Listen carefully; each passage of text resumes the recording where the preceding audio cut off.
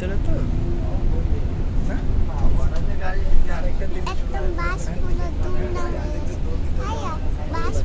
দোল দিলে তুমি ভিতরটা বুঝতে পারবো না তো।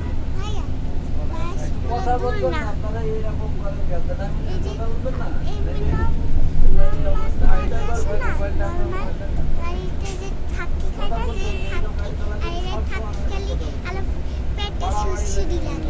রান্নাঘর দেবেন কি না পর